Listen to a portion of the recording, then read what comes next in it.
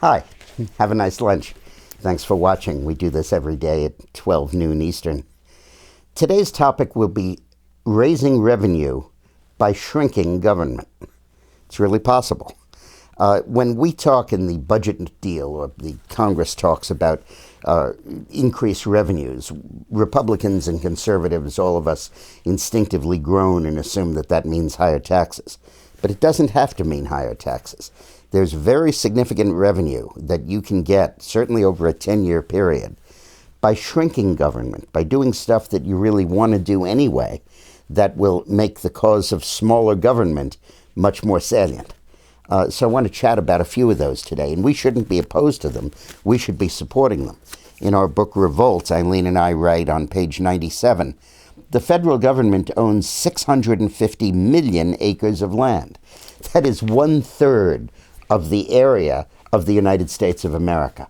1 out of every 3 acres is owned by the federal government. And the Bureau of Land Management, which would understate it, says that 3.3 million acres are suitable for sale to private enterprise. Now, not only, I'm sure there's much more that you can and should sell. Now, first of all, you get the revenue from those sales, which will run into the many billions of dollars. And secondly, the Heritage Foundation estimates that we now spend $25 billion a year, $250 billion over 10 years, maintaining unused or vacant federal properties. So sell them off.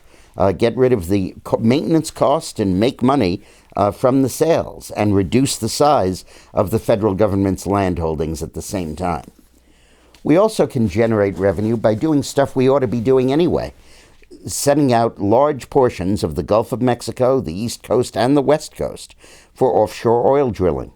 Make sure it's safe, make sure it's got good equipment and backup systems and all of that. But for goodness sakes, we could make billions and billions of dollars in selling that land and leasing it and getting oil drilling fees to increase our petroleum domestic production, something we've got to do anyway to deal with the energy problems we have.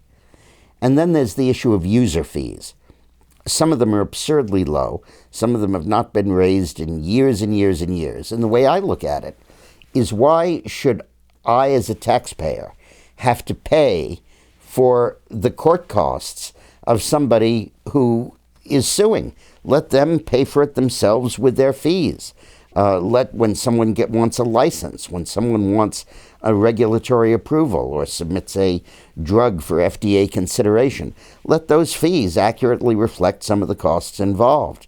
Why should the taxpayers subsidize that, especially when the taxpayers have to borrow the money and pay interest on it in order to do that?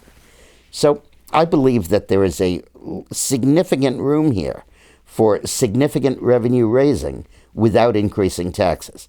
And I think that that's a fundamental thing that we as conservatives and Republicans need to understand as we enter this debt limit negotiations.